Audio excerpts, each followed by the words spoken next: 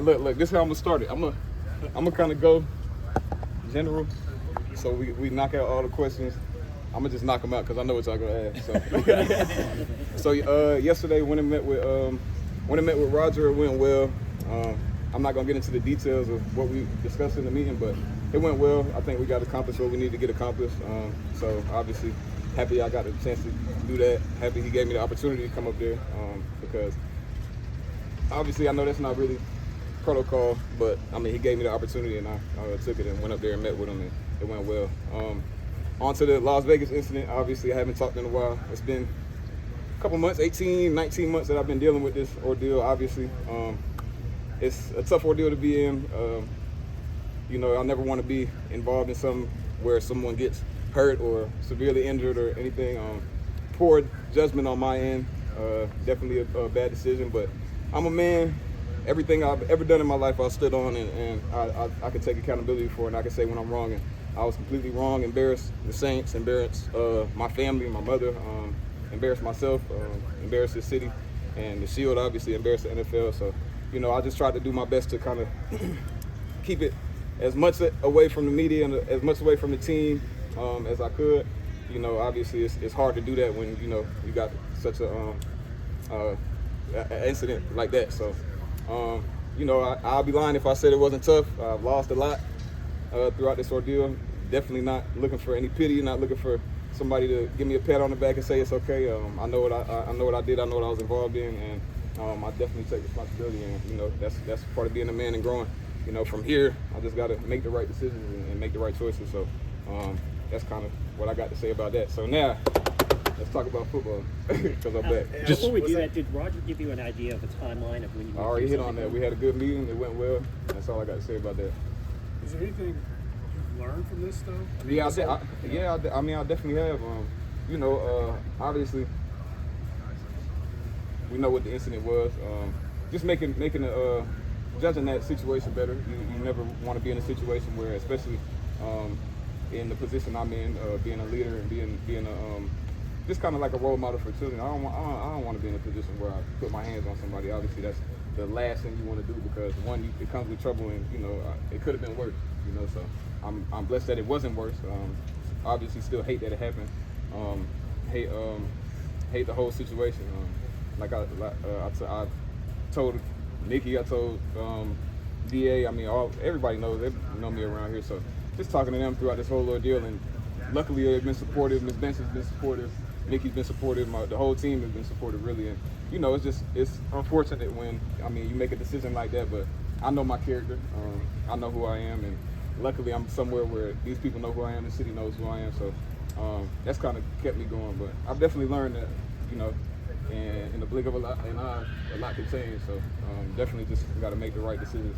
And Alvin, in the future, it's just a matter of just walking away. You never know you could be in that situation. Yeah. It's more than just walking away. It's you know, some of those situations. I mean, I was out at 5 in the morning, so you know what I'm saying. It's like what Tony Dungy used to say. Yeah. Nothing good happens after midnight. So you know, it's kind of just gauging those situations and being able to you know, make the right decision and being where you're supposed to be and sometimes take yourself out of position and not being in those places. So. Has that incident affected your preparation for this season, just in terms of football? No, not at all. You know, it was a situation, obviously, and you know, I had to deal with it. It's like I said earlier, I'll be lying if I said it hasn't affected me. It's affected me. I mean, last season it affected me every day. You know, like I said, I lost a lot. I've lost monetary. I've lost some friends. I've lost some support from some people, but I mean, like I said, I've had a ton of support from this organization. I've had family and friends, you know, and you know, the people that know me and that know what I stand for and that know what I'm about. That's kind of like what's pretty much kept me going, you know, and my faith. And you know, like I said, I'm not glossing over the situation and downplaying it in any way. It was poor judgment on my end, and it was obviously unfortunate, and it just got to be a thing where I'm mature, take ownership of it and make better decisions going forward. Does it feel freeing to put it in the past? Yes, it does. Yeah. It does. I miss talking to you. But no, it does, man. Because like I said, it's hanging over you. It's hanging over you, and obviously it's self-inflicted, but nonetheless, it's still something that's, you know, it's like a dark cloud. Like it's hard to it's hard to kind of enjoy some of the smaller things. Like, I don't know, today I just had like a little boost at practice. I just felt better, like a weight was off me. So I'm looking forward to just focusing on football. When did you make the decision to come talk to us right now? Was this just now you made that decision? No. I knew I was gonna talk. I mean, I like I said, I met with Roger yesterday, and I knew after I met with Roger, I was probably gonna just kind of put this chapter behind me, just kind of close it off, and you know, kind of give the spiel. So. Alvin, has it excited you that they've kind of made an emphasis on getting you more involved in the passing game this camp? Yeah, man. You know, me and Pete, we had a long talk. It was heated. It was an argument. No, I'll just play it. I think DC and even Jameis, I think some of the opportunities last year just weren't there like we've seen in the past. And we talked about it as an offense just without the coaches, and I'm sure DC, Jameis, and Pete and all those guys, RC, all them are up there talking about it. And you know, I think I'm one of the most effective backs in the league when I get the ball in my hands. You know, out of the backfield, just running routes, catching the ball, splitting out the receiver, doing those things that you know you guys have known me to do. So the emphasis this year, you know, obviously going through camp and you know being able to kind of get back in that groove of you know splitting out and getting some more balls out of the backfield and just getting creative with my pass catching side has been it's been exciting, and I'm definitely excited. I know you're. Say about the offense and the team that you guys were able to meet as a team without the coaches and talk about those things. It wasn't like a formal but it was just just individual player to player stuff like that. So I mean, it's one of the when you have a team with talent and you know good players, good personalities, you know being able to communicate is one of those things that I think a lot of people take for granted. But you know this team communicates, this offense communicates. I think pretty well, like up there with some of the better teams I've been on. You know, so I'm excited for that because you know it's sometimes, like I said, you take that for granted, being able to communicate with your quarterback, your fullback, your lineman, a receiver, just about little things, little intricacies in plays. Is this offense kind of at its best in general, though? Like when the playmakers are getting the ball in space, not just you, but like the receivers and everybody catch and run, stuff like that? Yeah. I mean, I think everybody's seen it. You know, Mike T's back rolling. I think he's looking good. He's coming back into form. You know, he's one of those dudes that takes so much pride in what he does. You know, I tried to remind him the other day. I'm like, bro, you ain't played in a minute, dog. Like, you know, you played at the beginning of last year, but you know, consistently just being on the field and you know, getting his field back. You know, after the injury he dealt with, I'm like, man, look, take it slow. But I know you want to ball right now, but like we know. So I mean, he's getting back into form. Olave coming into another year and you know, understanding the offense more, understanding the defenses more, understanding you know what it takes to be elite. You know, in this league.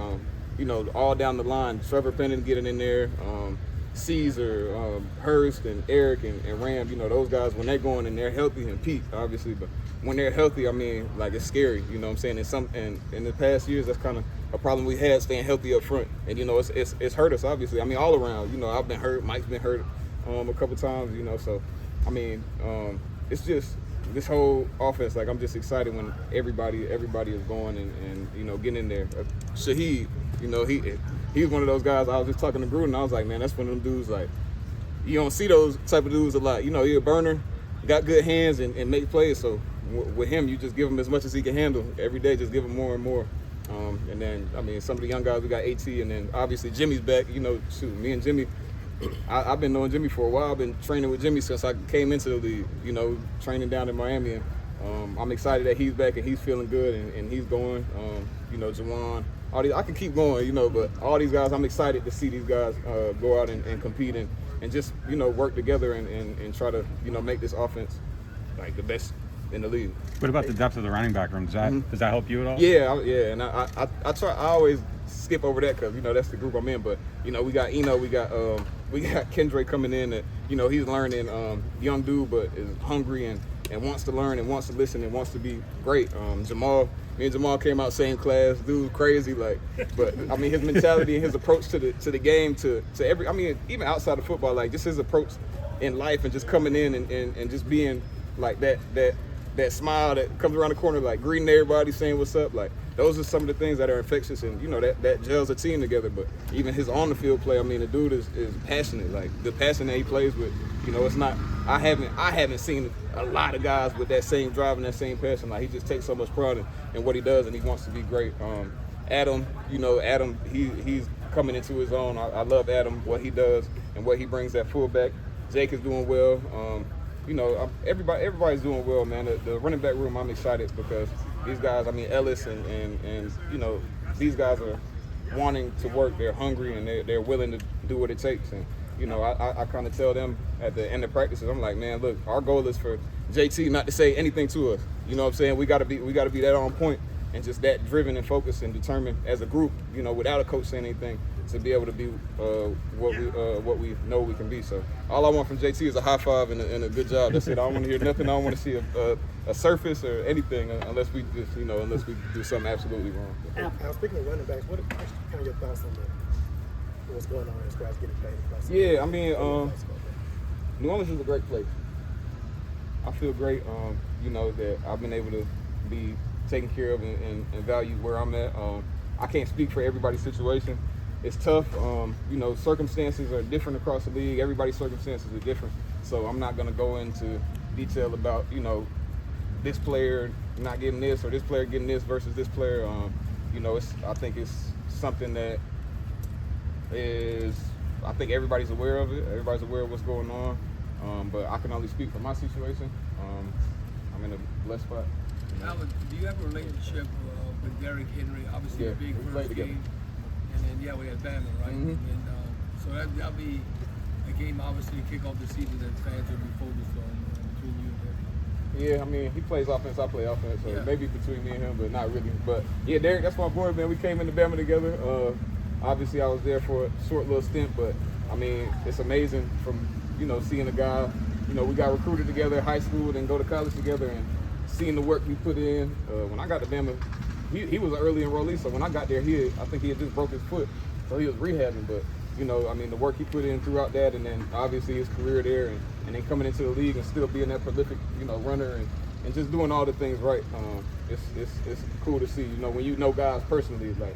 We all play in the same league. We kind of, everybody kind of shows love to each other and respects each other. But when it's somebody that, I've sweat and bled with and, kind of like really had a personal relationship, it's even that much sweeter. So excited. I'm always excited to see what he does.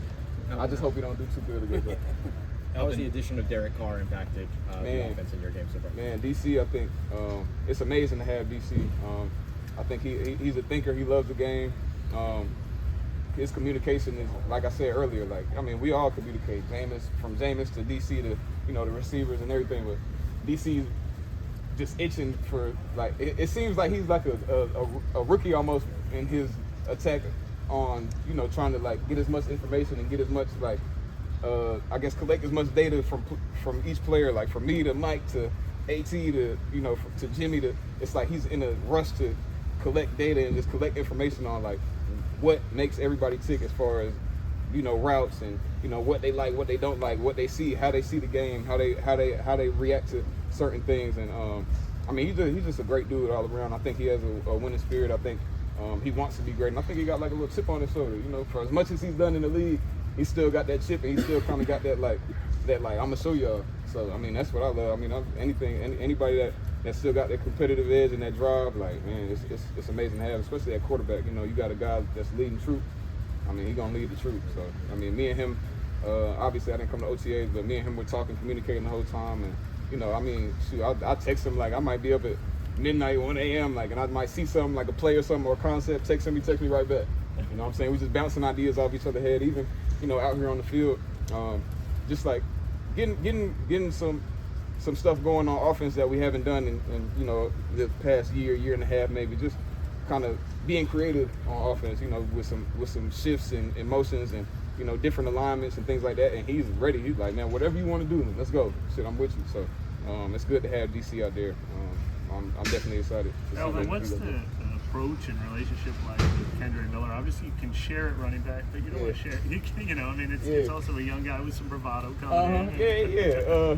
It's funny because he gets drafted and everybody's sending me his quotes. I can do everything Alvin Kamara can do, and I watched all this film. And man, I think everybody's like, man, what he said? What are you talking about? What you see that? I'm like, yeah, I see it. Shit, he's supposed to feel like that. You know what I'm saying? That's what a competitor does. You know, when I get out there, I gotta spank him a little bit and show him like, man, it's different. Like, hey, like this shit is different. But I mean, he catching on, dog. Like he really catching on, and he wants to be good. You know, I think it starts with, you know, the will to be good and you know, the will to understand and learn and just kind of be a sponge. So that's what he's doing. He's trying to beat the heat. He's trying to beat, you know, the tempo of practice, the style of play that we have, and he's coming along. So I mean, he's just a young guy. We're gonna see what he can do. I'm excited to see him preseason. How about you learning to be a mentor? I know you've had younger teammates before, but not high draft picks. Yeah. You know, does it make you feel like, oh, I'm a veteran? No, I don't know. I've been feeling old, man. I'm old. I've been feeling old, but and this just comes from me coming in. You know, I mean, when I came in, I had Roger Goodell, I had Mark Ingram, I had Adrian Peterson, I had John Kuhn.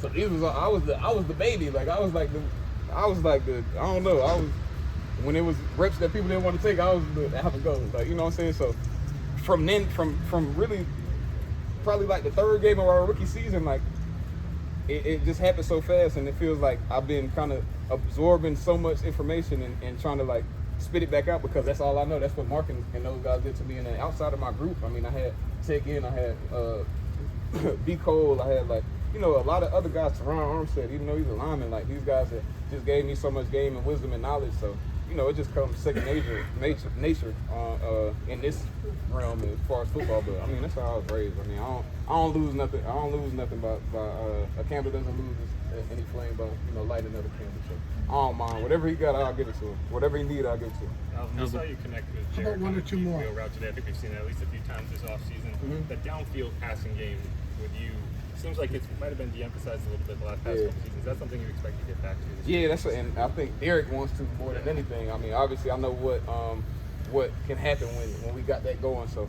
I mean, I'm like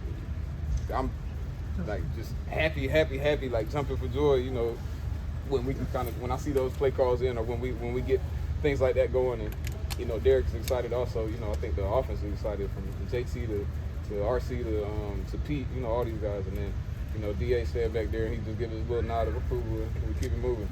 When you talk about like the creativity that Derek wants to bring and all these other things you're doing, and you're meshing it up with some of the athletes and the speed and explosion, It's scary. Are you excited about it? Yeah, it's scary. It's exciting. Like, just like I talked about earlier, I mean, you got guys on the outside. You got Mike, you got Olave, you got Shaheed, and then, I mean, you got other weapons. You got a tight end room with Foster, and you got Jimmy, and you got Taysom still. You got Jawan, and then you got running backs that can do different things. You got me, you got Kendra, you got Jamal.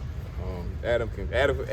I'm trying to stand on the table to get Adam some balls thrown his way. You know, he could catch too, but we just got so many weapons, and it's exciting to like just kind of sit in the room and be like, all right, well, this ball went to Shaheed, this ball went to Olave, this ball went to Mike, and then we still have more playmakers to get the ball to. So the possibilities is endless. I know Doug about to shut y'all off, but how many more questions? I'll go. I'm cool. I'm in my groove, Doug. We good? I can tell. Yeah. Alvin, how do you the team to handle? Well, let me put it another way. You might remember, like, I think the year before you turned pro, Tom Brady won the Super Bowl after he was suspended 4 games. And so, how do you hope the team will handle, if you have to miss games, the prospect of that happening, and how would you expect it? Man, I mean, shoot, if I get it, I have no clue about it. What a suspension, like you said, like the question earlier, has it changed my preparation? No. So I'm preparing the same way as if I'm not gonna get suspended. I mean, if I do get suspended, if I don't get suspended, if I do, hypothetically, in this situation, obviously, I mean, I don't expect the team to miss a beat. You know, it got to keep going if I'm here or not, right? So I know these guys, everybody's that's kind of been the question mark. Like, okay, well, is he gonna get suspended? Is he not gonna get suspended? And I don't think Pete or Derek or DA or anyone is sitting here like, well, if Alvin gets suspended, then we can't do this or we can't do that. They're gonna keep moving. They're gonna find a way to figure out how to. I mean, I don't know. It's gonna keep moving. Like, it's nothing is gonna stop. I expect him to go and win for however long that I'm suspended. Like, it's just, I mean, it sucks to say. Like, I could possibly be getting suspended. Do I want to be out there? Yeah, but I expect them. I don't expect any drop off. I don't expect any drop off in our room specifically. I mean, Jamal's here. Kendra is coming on. He's gonna have to. I mean, if I do get suspended, he's gonna have to get in there and get in the fire and learn and play well. Adam and those guys are gonna hold it down. I mean, it can't stop. It don't stop. One person don't stop the show. So. Hey Alvin, real quick, with Cam Jordan getting his extension this morning, feel like he's kind of talking about finishing his career. I ain't gonna talk about Cam. I'm talking about me. I want a lifetime. I want a lifetime. I want to be here forever. You know what I'm saying? So I think y'all need to put some pressure on Mickey. How y'all deal with Cam when he said that? But I mean, obviously, you kind of co-signed him on social media before. Like, are you interested in that idea too? Of course I am, man. Like I said, I love it here, man. It's a lot of support here, but I'm gonna get off me. I'm gonna go to Cam.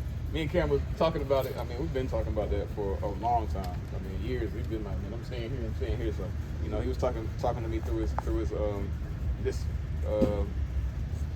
current negotiation. Obviously, he signed today.